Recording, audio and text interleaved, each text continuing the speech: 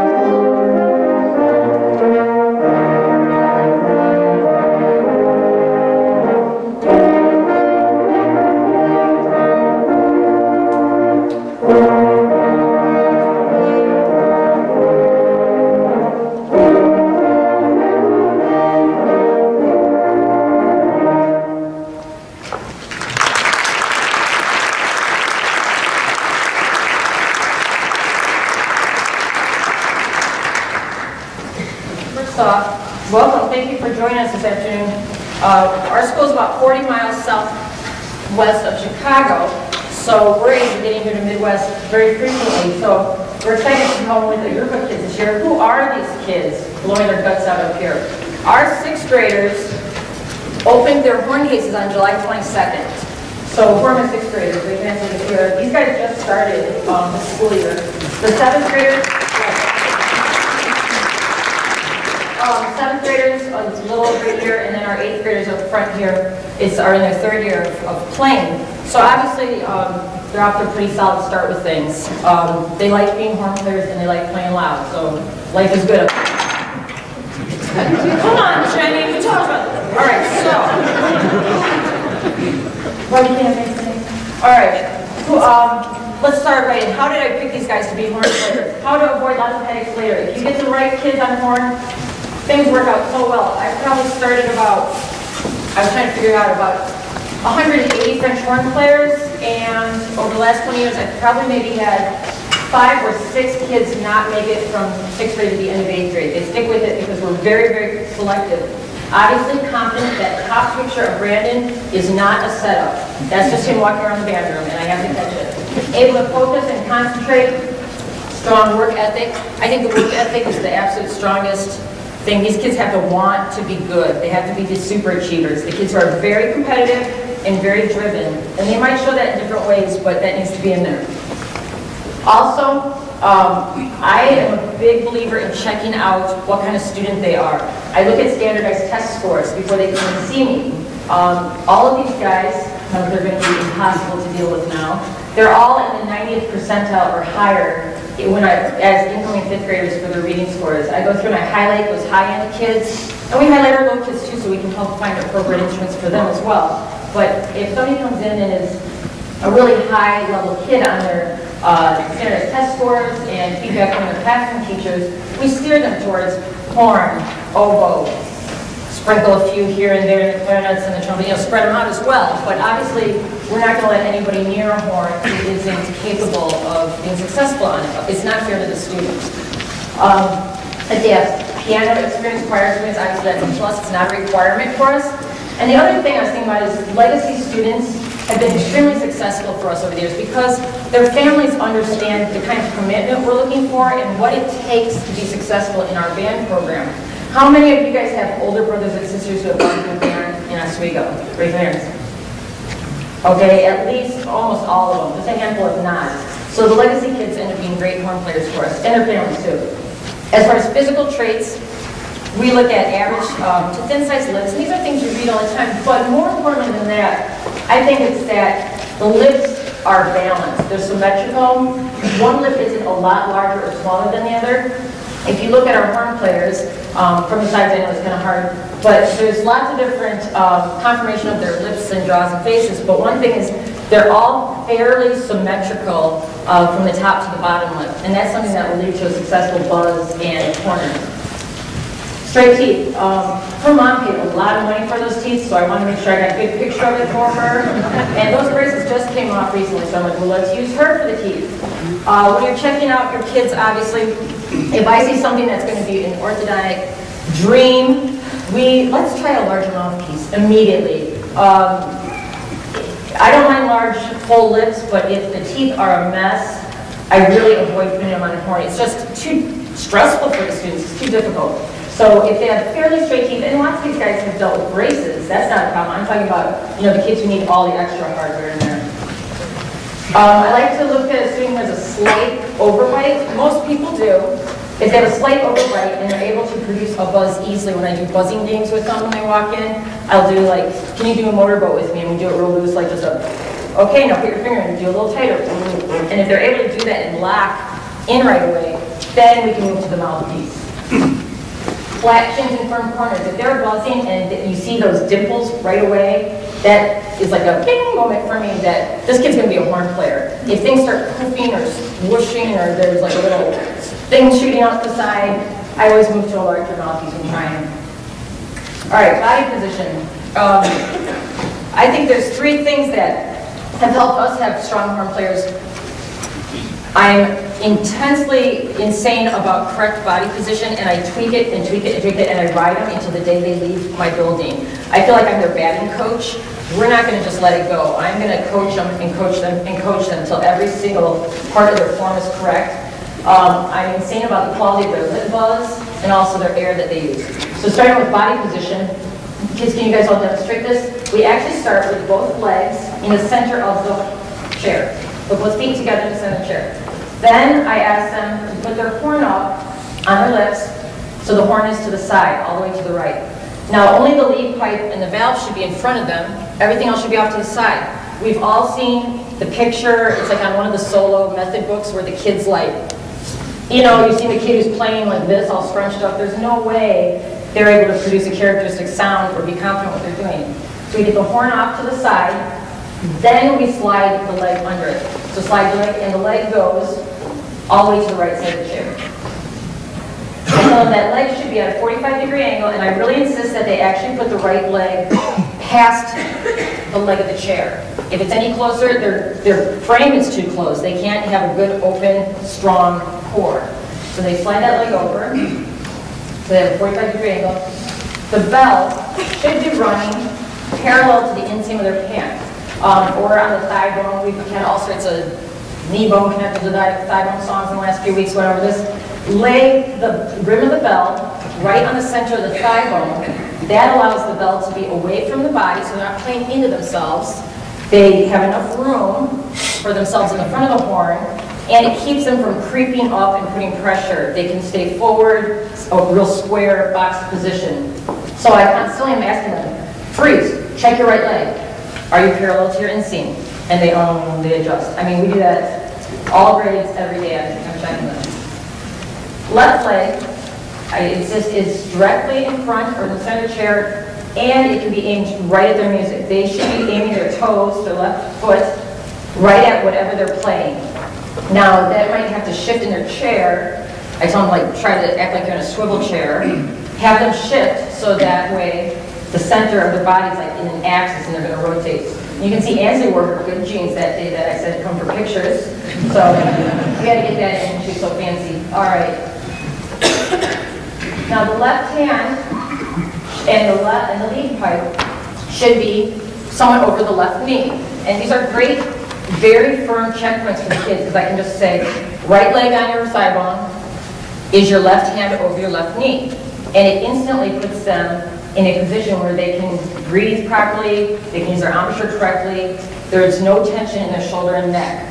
And these guys are kids, you're going to see as they're playing, sometimes those weird little habits creep in, and I'll give them the put your shoulder down an eyeball, and they'll fix it, but they're not perfect at this yet.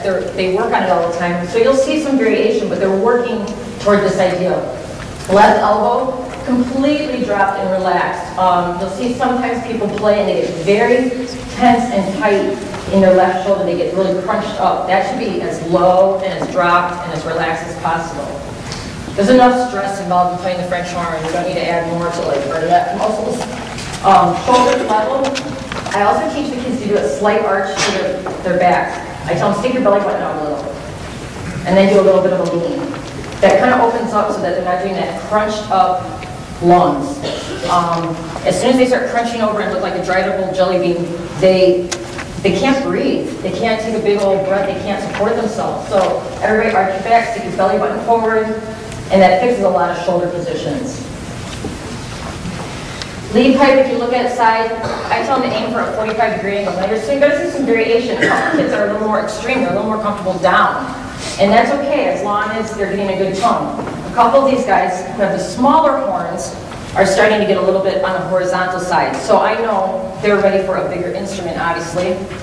Although we have mostly Con 8D, so they don't get really bigger than that.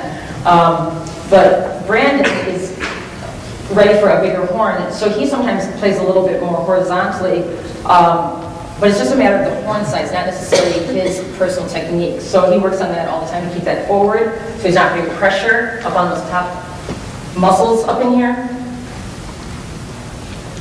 Left hand too. When I'll see kids playing, sometimes they have that crunched up claw hand, you see, and that creates a ton of tension in the hand. Horrible for technique, because trying to wiggle your fingers like this, although sometimes the kids would probably say I chase them around the band room like that, it's about, after them. Start shoving up your fingers like this and trying to have fast technique is pretty impossible. So we tell them, put the pad of your finger on the end of your key first, put the edge of your thumb on your thumb, and then drop the hand from there. So the hand should be dropped away from the valves rather than over on top of them. And it's not the palm that actually cups the bell or the tubes, it's the part of the fingers right at the, or part of the pad of the hand right at the end of the fingers. So all that should be dropped down below the horn, and it kind of gives a little bit of a good little groove for them to hold it in. It's a lot more relaxed. All right, right hand. This is super controversial, but we're going to go with it anyway. I teach my guys very simply. You guys can put your horns on resting position. I teach them a straight right hand. Thumb on top, just straight. Everybody put your hand up like you're going to do it. Then we just simply put the hand in the bell against the far wall, and we keep from the tip of the finger to the elbow straight.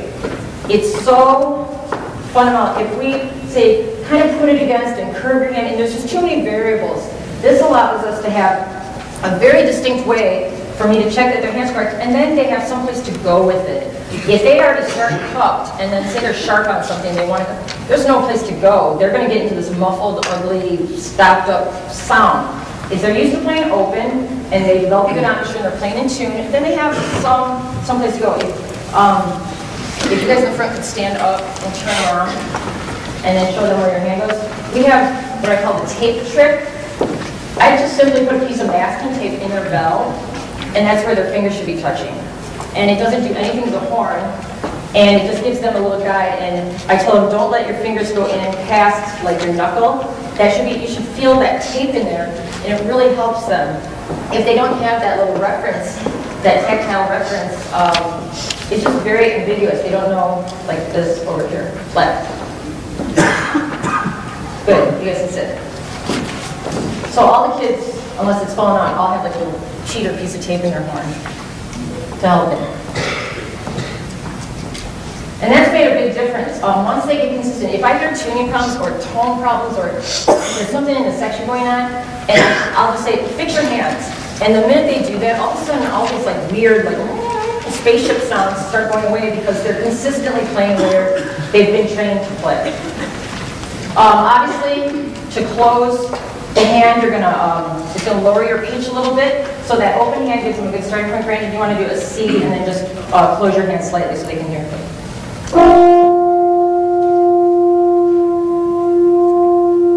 So he's starting totally open, and then he has a lot of places he can go with it by closing slightly. Obviously, the right hand's going to give you a characteristic tone, but I don't have the sixth graders start using the right hand until they've played for usually about 6 months. I let them just kind of do what we call a beginner position, where they're just holding, so they're not all overwhelmed. They just hold the instrument, be strong, get a good body position. Usually, when we come back from the holiday break, I switch the hand position over because they're a little more comfortable, a little bit more grown into the instrument. But since we're getting ready for this, we've had them doing the right hand position for a couple months. They've stepped up and handled it okay, I think. Also, just the more hand you have in the darker sound. So if you want a really bright, crisp sound, pull that hand out a little bit and then adjust your valves, obviously, pulling out. Stopped horn. There's a few pieces that young bands will play that call for stopped horn, and therefore you should not play them. But if you are going to play them, so just don't even scare them. I strongly recommend that you get a stop mute. I mean, it's just, I was trying to show Brandon how to do the position, and he has huge hands, and he's a very good player, and it's just so awkward for them at first to do it. But the hand has to completely close and seal, but without stuffing it into the bell. Like if it goes all the way and stuffed, it's, that's just not a stop horn sound, but if you, and that's really awkward for kids to try to do with their hands. So you're only going to see it very rarely, but a stop mute, some people consider it cheating. It's called accuracy and a good sound. When you see those stop, touche, a plus sign, you do not use the thumb valve. This is probably brass technique 101 from undergrad, but no thumb. It has to be done on the F horn. You're going to play a half step lower than written. So if it's a C, your student has to play a B natural, which is second valve, no thumb, etc. They have to transpose a bit. And then obviously, stop mute for anything mid-low range is really a necessity. If you use a stop mute, you still have to transpose, and still no thumb valve. Okay, so it's the same rules. All right, something fun. Let's break up our talking. With the kids playing, we're going to do James Bond theme, just because it's cool.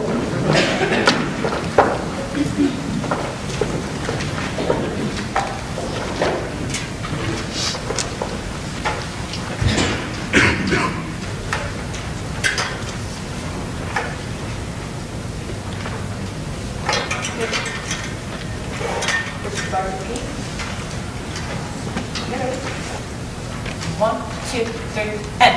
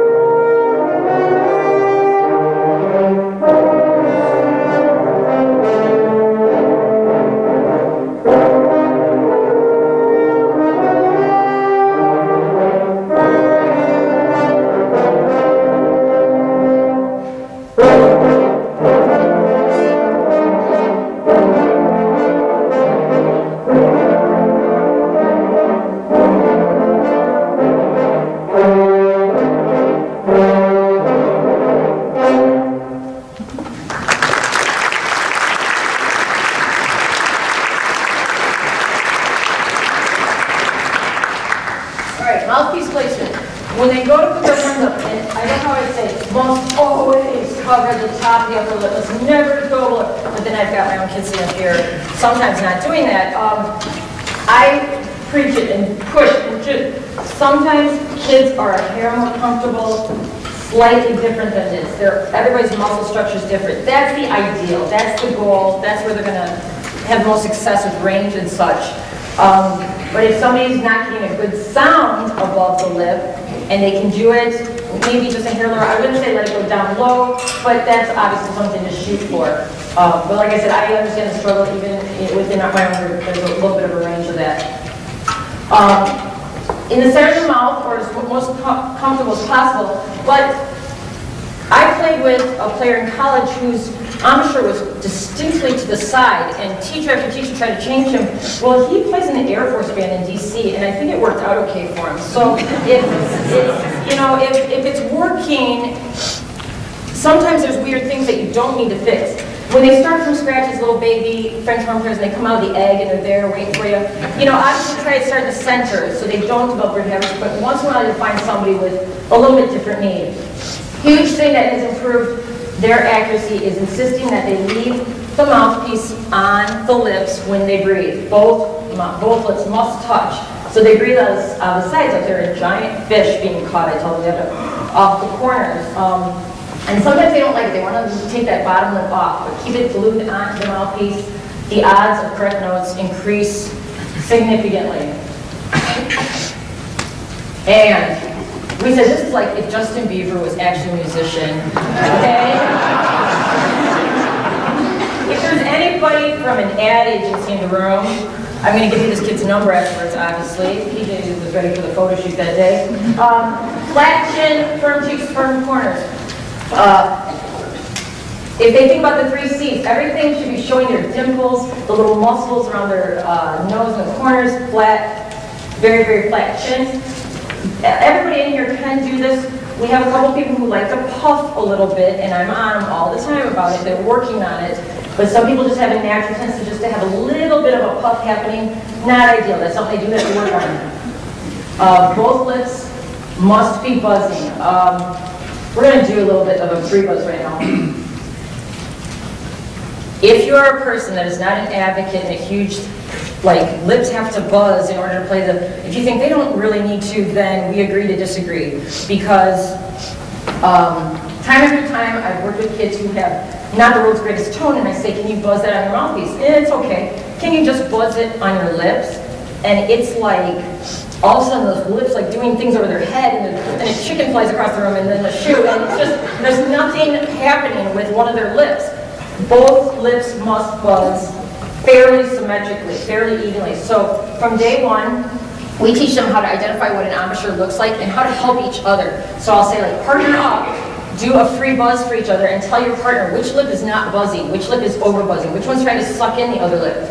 They should be even, and they should both be buzzing evenly. So right now, let's do put your fingers on your chin, that kind of helps stabilize things. And let's do some free buzz, 2, set, and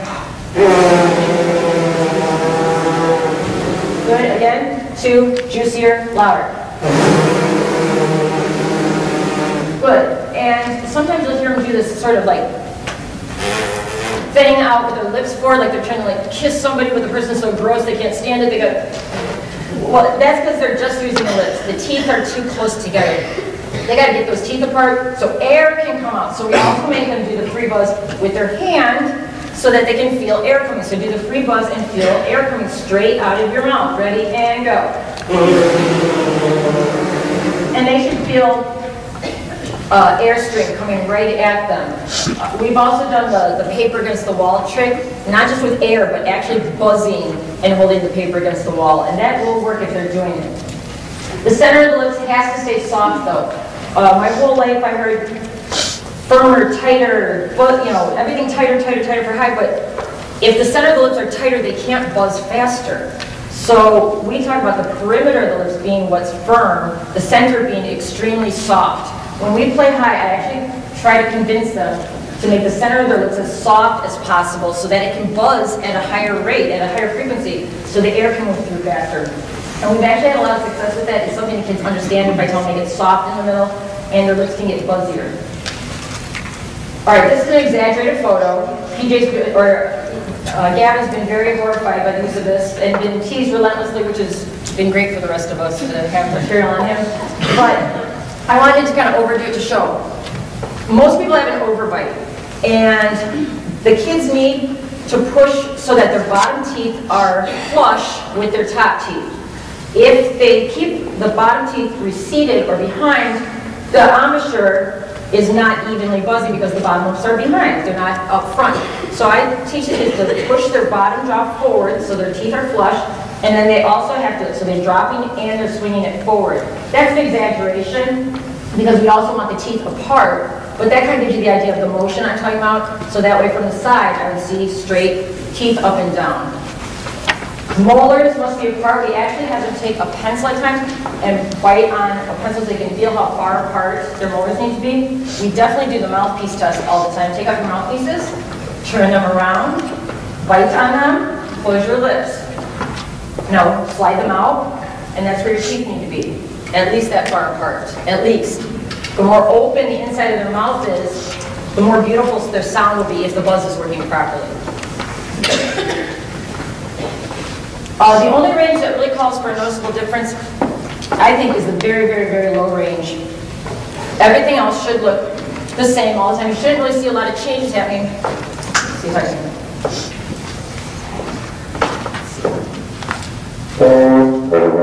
Okay, when I go down super low, I do drop my jaw down and forward. I call it the monkey face when I talk to them. But that's the only, and when the kids do it too, that's the only, that extreme low range is the only one where I'll let them. And if you teach them that they should do that monkey face where the jaw is like really down and forward, you actually feel the teeth below the lip against the mouthpiece. Like the lip will be touching the mouthpiece and the teeth would be, bottom teeth would actually be lower than the lip, making contact. And that allows them to go down extremely low. Almost all the kids in here can do a pedal C because we actually start with the low range at 6th graders. Air, I told them that's my picture I put up since I'm always like right now. Okay, air equals tone quality. I tell them 70% air, 30% embouchure. I don't know if that's the real number. I haven't done any sort of real research scientifically or anything, but it seems to be kind of a percentage that kids understand.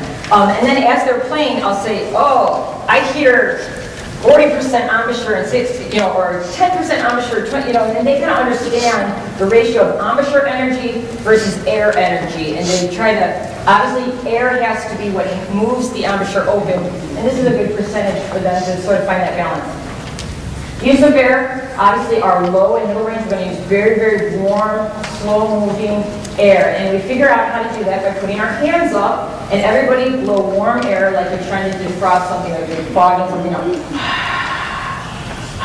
And they get that right away. High air is fast and cold, low cold air. We do that a lot. If they aren't using the air properly, we just go back to the basics. Give me warm air, give me cold air, and they know exactly what to do. For breathing, I want it natural, relaxed, not fussy, not overthinking. I remember in college having this like giant breathing bag of liters, and I have to fill it, and then I got to hold it bubbled up in the ball and the thing, and all these breathing devices and things. And those are very useful if you're really intensely studying. But when you're 12, I found if I just egg them on and I kind of heckle them when they're playing, I'm like, come on, they will do it. They will take in huge natural breaths, and they will push that air out. And it's a very natural process for them because they used to run around like maniacs anyway and breathing heavily, so they will do it. We also encourage it with some breathing exercises. We do a lot of breathing with hissing. Let's breathe in for 8, hiss for 8. Breathe in.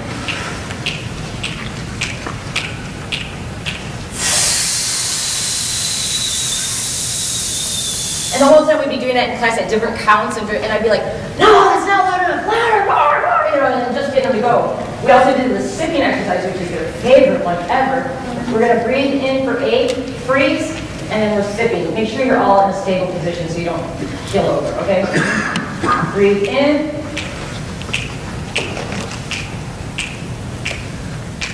Hold it. Sip. Freeze. Sip. One more. Let out. And that kind of just lets you know, oh, I can take actually in a little more air than I thought. Okay, I can expand these lungs.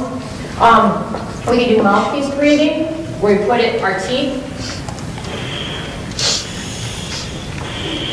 That's kind of the same as a breathing tube. We've had those where we use little PVC pipes, but so many kids are getting a gag reflex when they're doing it. It was kind of grossing me out. So we use the mouthpiece quite a bit. We also can put them backs flat against a chair, and then when they take a full breath, they can really feel it against their backs then. I say you should feel that expand against your back. One of my favorite ones to do with them, and they always look at me like, what? I say, everybody, spread out and lay on the ground, on your back. And they just, on your back, lay on the ground, and I have them play their horns while they lay flat on their backs. And it takes away all the neck tension that lets them, I'll say, well, watch your chest and stomach. Your shoulders aren't the ones doing the breathing when you're laying flat on your back. I said, unless you've been abducted by an alien and they did weird experiments on you and you're not breathing that way, that's fine. But otherwise, watch your stomach expand, and you're going to have something to do that, but I think you're at this point. Also, the practice move, we're going to talk about more. This is our #1 super secret weapon of all time. Playing with this thing will fix a lot of things, especially breathing. If you want them to play loud, stick a practice move in their instrument and tell them they have to play as loud as you're playing. They will take in a lot of air to make that happen. It opens, relaxes everything, and then when they go to play, that air is really moving. So these are just some of the tricks we use for air. All right, changing pitches. When we want to go higher, we obviously have to use colder, faster air. So we do several things. We do the hand test with the cold air. Hissing, I talk to them a lot in miles per hour. Oh, that buzz is 30 miles per hour. I need a buzz that's 60 miles per hour. Your air is making 40 miles per hour. I need one that is 50 miles per hour. They totally understand that. They need, if I just say, oh, you gotta move your air faster, one, or that buzz is not, intense enough. They don't get that. They want to know exactly what physically do I want them to do and how much do they need to do it. Those things will work. Also, when they're buzzing, the center has to remain soft, like I said. Some words that seem to work to get all my brass players to get a more active, intense buzzing, I say juicier, spittier. I tell them, pretend your little brother's in front of you, and you are not going to get in trouble no matter what. And you can get them as spitty and gross as you want to right now when you're buzzing, and they all do it very well at that point. They're all like, I got this! So we also do the speedboat. Well, they're like, oh no, you're fishing, you're like a bass trawler right now, you need to be like a speedboat with the buzzwing. We do sirens. I mean, everybody does those. Let's do some sirens, guys, with the kind of mouthpieces. Back, ready. Right, so they can feel the change. We use mirrors quite a bit, especially when they're first starting, or if somebody's doing something weird. I've got about 20 of these in my band room, and I walk around, I just put them on their stands, or every other stand, and I'll be like, all right, this time through, everybody that's got a mirror, I want you to check out your embouchure. Once your embouchure is good, pass it to the person who doesn't have a mirror, back and forth, so they can actually see. Because sometimes they'll have like a little piece like rolled out or something. They don't believe me until they see it. Once they see it, they want to fix it though, because they think, ooh, that looks so weird. I demonstrate obviously a lot. Even like our other director is primarily a woman person, but she has picked up a lot of brass playing this year, and she knows how to demonstrate for the kids. As long as you demonstrate for them, it gives them a model, something to shoot for. The other thing is, I talk to them about, as you go higher, increasing the four corners. Not buzzing tighter, increasing the pressure right here and right here. And when you watch them play, you can tell which set, either the upper or the lower, needs to be fixed. So if someone's playing, if one of those muscle groups looks slack, specifically, I will come up and say, you need to squeeze right there on your lip, or you need to squeeze right here. I specifically tell them where, and that seems to help them know which part of the face to squeeze. Also, if somebody's not playing high enough, if I advise them to make sure that they can feel those four spots on the inside against their teeth, that seems to help as well. Here's one of our other secrets we love to use. As we go higher, we're going to raise the back of the tongue. The tongue is going to do most of the work as we go higher. The word we like to use is key, but real hissy. Let's all do our favorite word, key. Ready, go. Yeah, hiss it like a really crazy cat or a band director, and direct the airstream. We also talk about focusing the air like a laser, visualizing a target. All these things work. Obviously, as we go lower, we want warmer air, slower, less dense air. Drop the jaw. And sometimes kids don't want to open their jaws, so we have what we call the dog yawn. And everybody has seen their dog or somebody's dog yawn. It's ridiculous. It's like a real hugest yawn from the back part of the jaw, like they're a snake going to eat something. So I tell kids, okay, everybody's seen a dog yawn. Let's all do a dog yawn. Ready, go. As wide as you can. Now do a dog yawn with your lips closed. Do half of a dog yawn. A third of a dog yawn. And then I try to get them to put their embouchures together from there. And that's been very successful for us. We're just kind of physically feeling what I mean by moving their jaw open. Also, obviously, slowing down and relaxing the buzz as they go lower. I found too that if I tell kids to push their bottom lip a little more forward into the mouthpiece for as they drop down in an interval, or if they have to pick up a low note, if they push that bottom lip forward and concentrate on the low lip buzz, it will pop. It'll come right out a lot more. Most of the time I think kids are neglecting the buzz on the bottom lip. When I take off their mouthpiece and look at what's like, you know, how you pick up a rock and all those bugs are under there, that's why I feel like I take off their mouthpiece and let's see what's going on here. And that bottom lip is the one that tends to be a little stiffer and not as active. Sometimes it's actually getting sucked under the top lip, and that cannot happen. All right, now let's do some more playing. We're going to do marching così fan tutti to show some of these things that we've learned.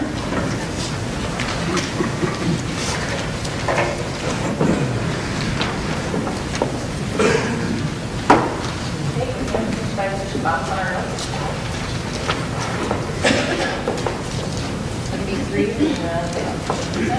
Yeah, 1, 2, 3.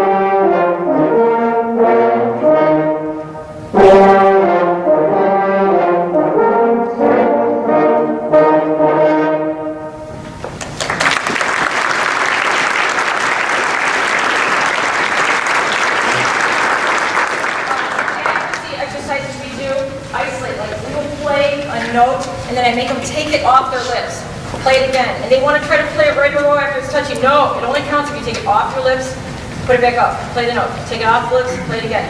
If I tell them they can do that 10 times in a row, they know the note. Usually they do it 5 times, good enough, but make them think 10. Also, we do a lot of buzzing. Play the interval, put it back forward. So the interval or the put in the horn, buzz again. We'll do more buzzing in a second. Get your kids a little tuner, because as a French horn player, you're at home like, I don't know what the note is. So all these guys, all our brass players in fact, have little tuners. Every single kid has one. I make them a sheet that looks like that for no matter what their instrument is. And actually our woodwinds all have them too. And every time they play, especially right when they're starting, they have to have that tuner on their stand. So that way they know what is a C, what is an E, what is a G. And they can start to figure out what these notes are instead of just sort of wandering around with a blindfold on. They also use smart music extensively, so that has helped them get started too. But the tuner thing is a lifesaver if you want to do that. For singing intervals, I have them play in slow motion.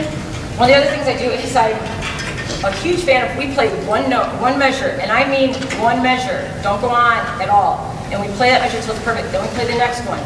The next one, we really do things in isolation and then reconnect them, kind of like a piece of a puzzle. It takes a lot of patience and just like grit of, no, we're going to do it until it's right, over and over and over. But by isolating those measures, we can hear rhythmic problems and pitch problems at the same time, because obviously if we're not all aligned, we're not going to be aligned if we play a whole phrase at the same time. So they're used to doing that as well. But I think consistent tongue and embouchure placement, if I tell them, guys, your tongues are not all hitting the same place every time, the accuracy improves just because they're thinking about it. So that's a good thing to talk to them about as well. When in doubt, if they're doing everything right, it's like I keep fracking this note, check for water. You're not always going to have clicks when there's waters in. You know, when there's a reason the Chicago City is like they're obsessive compulsive, they're always getting the water out of their horns. And I try to kind of train these guys to be that crazy about it, because it's there before it starts clicking, and it's going to interfere with their playing, and you're going to get fracks. So get it out all the time, even if nothing's there. Obviously, a characteristic component is possible in young players if they're given if you demand it, if you just expect it.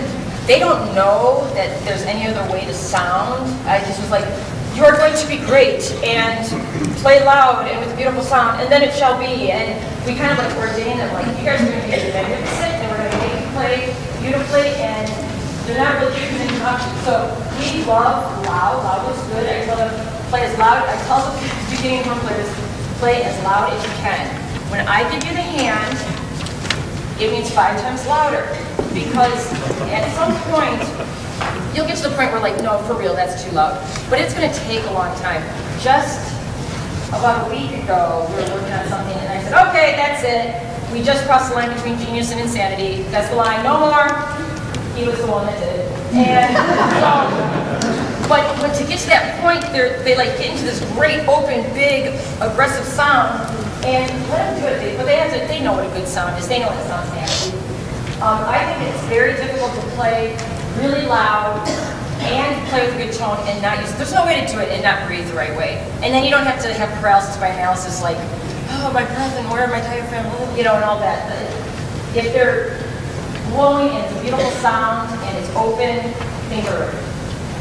All right, we use verbs quite a bit, the buzz extension resistance piece. It attaches to the instrument. You guys can hold the instrument so you can see. They all have them, all our brass players have them. Allows them to have a feel for the instrument while they buzz. So not only are they buzzing, they're doing their valves, they're in the correct position, getting a feel for things. They practice everything buzzing. So 8th graders, let's do that one little thing. In cozy, 8th graders, let's do the B, D, E flat C, that second line. Buzzing effects, you have the first one, 2. Ready? Buzz louder, 2. Ready? And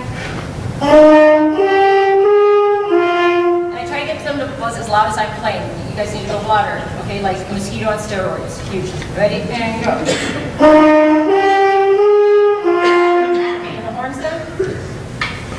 And it might even just be one interval that we buzz, but it works. 2, set, and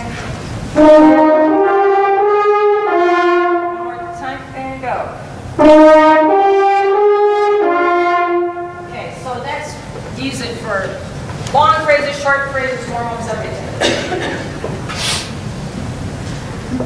All right, then the practice week. Go ahead and put those in if you've got one. We'll play that measure plus the next one, and I want you guys to try to play as loud as I am. You'll hear how soft it is, but I'll show you later. Remove tension. Creates resistance. Okay, let's do that spot 2. Right, and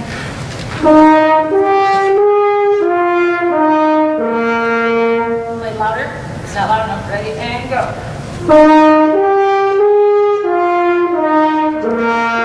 Okay, take them out. Don't change it. Don't let them back off. When they take that mute out, they should be blowing like they still have it in. 2. Ready, and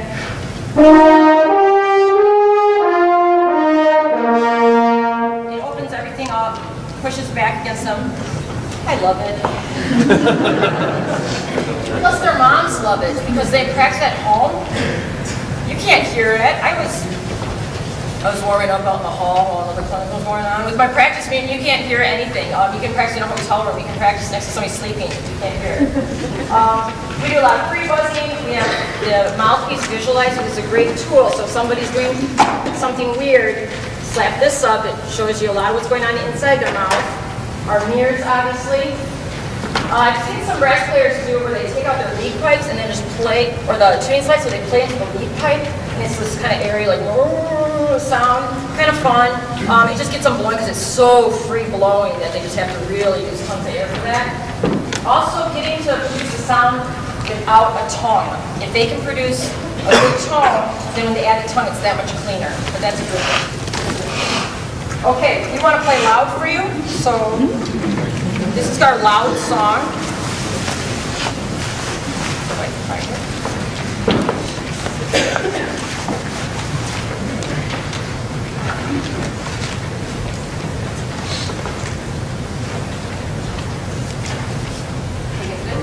Two times.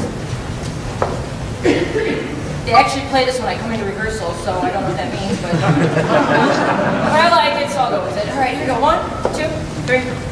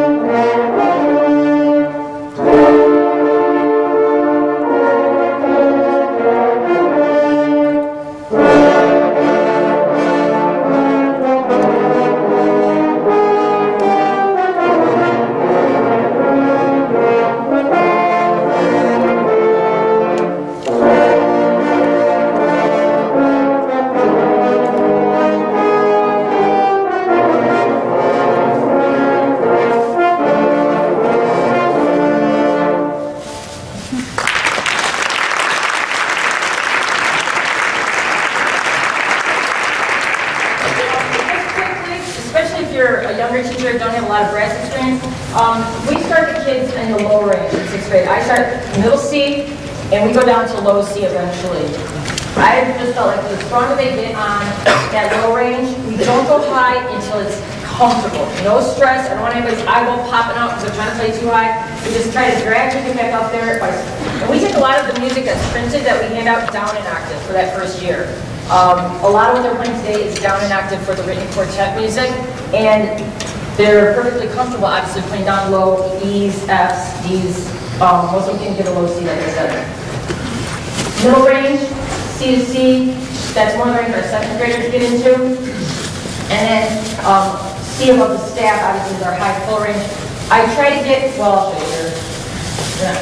Our first year kids, we start low, the C that's an octave below and down, but then by the end of the first year, they can get up into the C in the staff, no problem. I don't push it till a little after Christmas. Second year, same range, but we extend it up to the E. And then we try to get our 3rd year kids up to a high G. If they're up to an F, E, F, and not straining and comfortable, I'm very satisfied with that. And then high school, obviously, full range. Okay, real quickly on articulation. We use just the tip of the tongue. I just tell them, think of one taste bud. You only get to use one taste bud. And the more tonguing you have, the more air you need. Obviously, 16th notes are going to use a ton of air to push those up. That's what propels the tongue. The motion of the tongue really is the air behind it. Some syllables people use to, do. I just read an article where they use do for the whole thing. I was like, maybe low for legato. But we actually teach the kids how to tongue 16th notes away from the horn. When I first started tonguing, I made them go.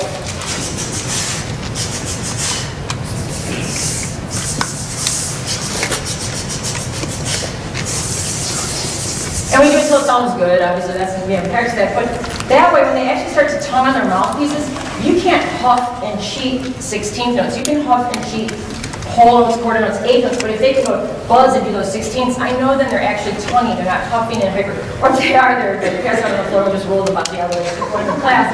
But they actually have to tongue to do that. And then later they say, okay, let's just do it slower. And it works out much easier for us that way. So we do it a lot. Away from the horn, but actually I just did something recently with the 8th graders in class where I had them tonguing in isolation. So I'm not too grown up for that either. They should be dropping the tip of the tongue away from the articulation point when they start a note.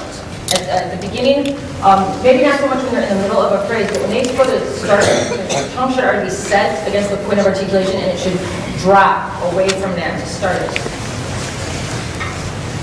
I've always taught the tongue against the line from the roof of the mouth and the teeth, but in my old age, I am changing that.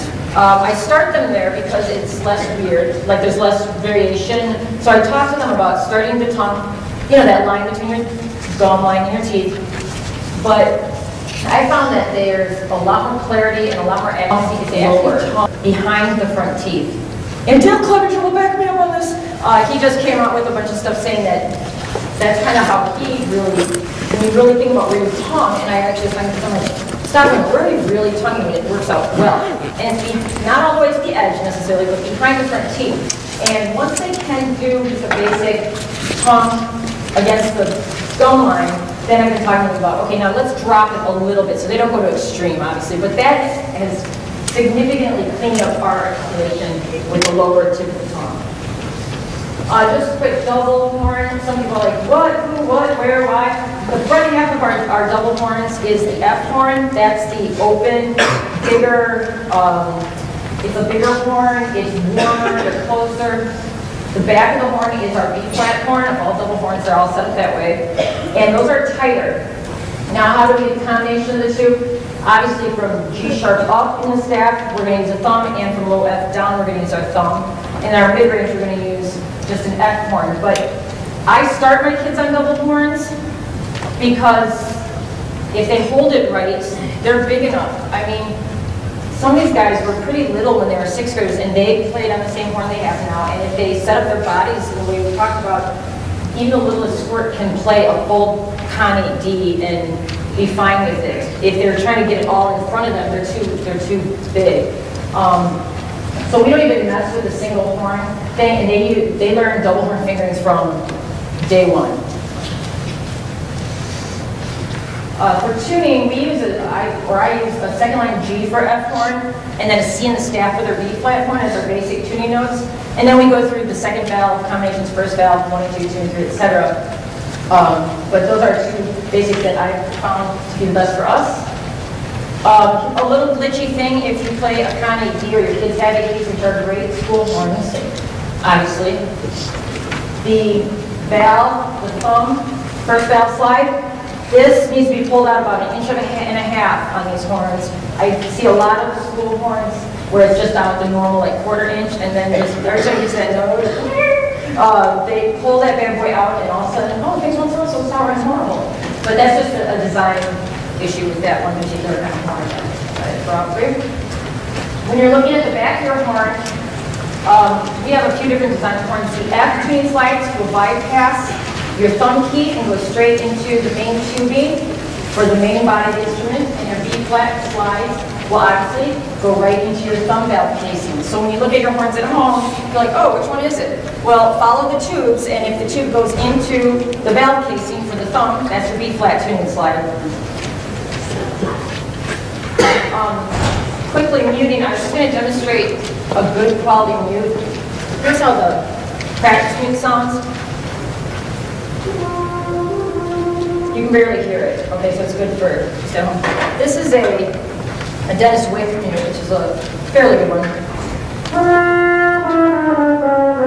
Still has a characteristic sound. It's better than the red and white ones, you know, that everybody has.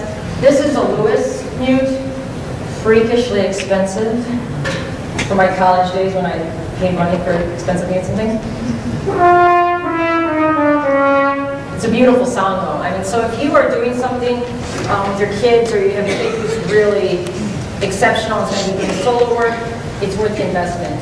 Okay, it definitely sounds much better than. Oh, when you use a mute, check your tuning. Obviously, any kind of mute going in the horn is going to make it sharp. Oh, section setup. You always want your bells facing the rest of the section. So, like right now, first horns, raise your hand. In this ensemble. You know what, if I'd raised them right, they all would have raised their hands. Been like, first horn right here, boom, boom. So in this ensemble, the first horns, we have our second horns over here, thirds and fourths. And that's what they're showing up at home, 1, 2, 3, 4. We try to put a couple feet between the players. Much of the noise of the alto saxes, because then they're all smushed. I'm like, oh, the country horns need a lot more room, guys. You're just going to have to be closer. They're all like, playing instruments. When we need to, we double our lower parts. Obviously, we have, raise your hand if you're playing fourth on the stuff, on our last piece. Who's playing fourth? All these guys are playing fourth. These are our thirds, our seconds, and our firsts. Just like you would with the clarinet ensemble. You know, you don't want too much of that first sweeping away. Okay. I feel very strongly about where my horns go. I always put them to the right of me in band, either right in front of the altos, or I actually intermix them with the altos if the parts match. And I always kind of talk to them that the saxophones, the altos are sort of like the bone structure and they're the guts. And we need their sounds to blend beautifully, and I end up with strong horns and really tasteful altos if I try to teach them that they have to be one section, they have to work together on that. Advanced players, when I played in more advanced groups, as a player, I always liked being furthest back so our sound would kind of bounce off that back wall and come over the front. But I think with junior high band, integrate them with those saxophones as much as possible. Saxophones don't necessarily need to sit, alto, tenor, vary as a section because their parts are pretty distinct, and these guys will just always be partnered with the alto. Just the stuff we use, I use Shilky grease. Awesome, it's disgusting, it looks horrible, it smells worse, but it's wonderful. We use blue juice and then a synthetic rotor oil for the outside part of the horn. Obviously, they want to wipe off their bites at least once a year. If you have school horns, get them in, get them flushed out, get a lead pipe snake, and go through that. You'll have a fun day of the day. You're like, let's snake the lead pipes. You might want to bring rubber gloves that day and paper towels. What do we use? All right, we mostly have Con ADs. Hold up your horns if you have a Con AD. All the big silver horns are Con ADs. Okay, we have some Holtons. We have a few Holtons. We have a couple Yamahas, or one Yamaha and a couple Jupiters in there. So we were very fortunate. The company we work with, I'll say PM Music, I kind of cut a deal with them. I said, we will rent horns every year if you will stock Con ADs. I mean, we will do this. And they kind of stepped up and sucked it up and invested in rental horns for us, and they will rent us the instruments we want. And they're very expensive, obviously, but $100 a month rental is much more doable than, obviously, paying for one. About half or 2/3 of these are school horns. I've run a deal with the families where if your child is not continuing high school, I will just flat out pay $1,500, no question asked, to buy your horn back from you for the school. And so I'm able to get a lot of really good school horns back that way. The parent knows, all right, I'll at least get this much back. I say, go sell it on Craigslist or do whatever you want, but if you come to me, I know what you have, I'll just buy it. And that's a good way for us to get instruments back into our circulation and the parent's not stuck with something if they buy it. And we all use practice medium mouthpieces, a good stock, middle of the road mouthpiece. If they want to get to be an uppity, weird French horn, tech geek later on with a private teacher, I went through that. I have my weird mouthpiece and everything customized, but right now, the Farkas is a great starting point. We all use burps, we all use the practice tunes, and we all have grips on our horns, just so we don't eat through the metal, and it just kind of gives us a little extra firm hold. If you have any questions, my email and our website's in there. Contact us anytime. I'm one of several French horn players that are band directors in our district. That's our shirt. Because I mean Chuck Norris and the French horn are a match. And then I'll put up the goofy pictures of the kids. And we are going to end with the Pilgrims chorus from the Tannhauser Symphony. So let's pull up Pilgrims.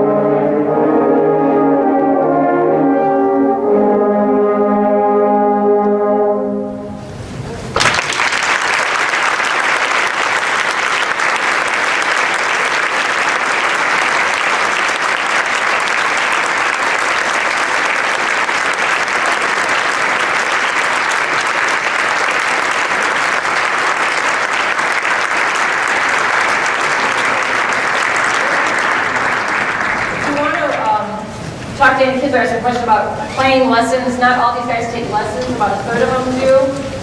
So they're not all, they're just normal kids who haven't played the French horn, some of them. Also, my principal, Dr. Ralph Kober, who's very supportive of our band program and how we're structured here. If you want to ask anything about our 6th grade, we meet daily and we start in 6th grade. Also, the other directors from our district. So if anyone has questions, we'd be more than happy to talk to you or share. Thank you very much.